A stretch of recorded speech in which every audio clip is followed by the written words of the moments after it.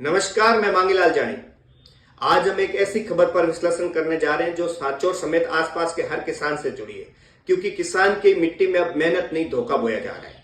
और इस धोखे की परतें जब खुली तब सांचौर में राजस्थान सरकार के कृषि मंत्री डॉक्टर किरोड़ी लाल मीणा की छापेमारी हुई तो भ्रष्टाचार, फर्जीवाड़ा और राजनीतिक संरक्षण की पूरी जड़ें सामने आई।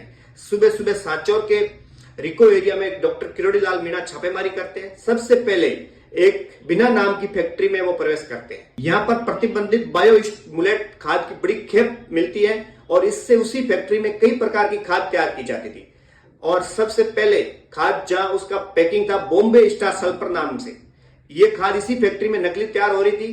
पैकिंग पर स्वच्छ ग्रीन एग्रीटेक अहमदाबाद में निर्मित होने का टैग लगा रखा था। इस कंपनी के नाम से हाई जिंक भी बनाई जा रही थी, जबकि असल में ये खाद यहाँ पर पैकिंग होकर के केवल नाम उस कंपनी का उपयोग में लिया जा रहा था और ये खाद पूरी सांचौर में ही तैयार होकर के किसानों तक सप्लाई हो रही थी। साथ ही इस फैक्ट्री का ना तो कोई लाइसेंस और ना कोई क्लियरेंस था, लेकिन फैक्ट्री पूरी रफ्तार से चल रही थी। और अब सुनिए इस फैक्ट्री के मालिक कौन है। इस फैक्ट्री का मालिक महिपाल सिंह अचलपुर है, जो भाजपा नेता है। पहले अचलपुर मंडल अध्यक्ष और अब इस समय भाजपा युवा मोर्चा का जिला उपाध्यक्ष है। यानी राजनीतिक ताकत के साए में ये सब चल रहा था पूरा कारोबार। किरोड़ी लाल मीणा ने दूसरा सबसे बड़ा स्कैम आज पकड़ा, वो यूरिया स्कैम था।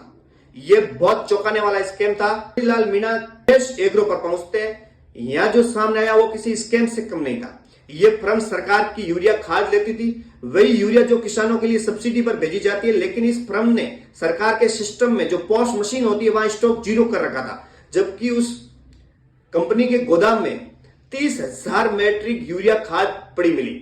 और अब सुनिए इसका भी राजनीतिक कनेक्शन। ये फर्म भी भाजपा के एक नेता से जुड़ी हुई, जो वर्तमान में जिला परिषद सदस्य महेंद्र चौधरी है।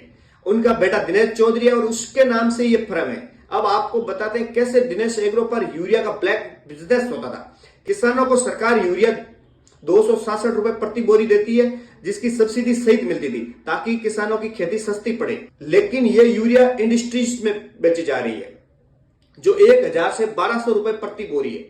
निजी फर्म को प्रति बोरी 700 से 900 रुपए का मुनाफा हो रहा था और घाटा सरकार को और किसानों को भी, क्योंकि किसान लाइन में खड़ा यूरिया ढूंढता रहता है, जबकि यूरिया ब्लैक में इंडस्ट्रीज तक पहुंच जाती है। इंडस्ट्रीज को यूरिया कई कामों में जरूरत रहती है। अगर बाहर से वो खरीदे तो प्रति बोरी 2500 रुपए के करीब लगता है। ये यूरिया उनको 1200 रुपए में मिल जाती है।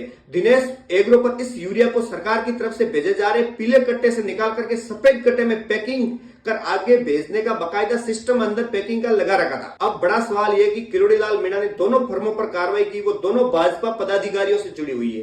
क्या ये सब बड़ा खेल बिना राजनेताओं के संरक्षण से चल रहा था? क्या इसमें स्थानीय अधिकारी की मिलीभगत नहीं थी? अगर थी तो अब तक इस पर कार्रवाई क्यों नहीं की?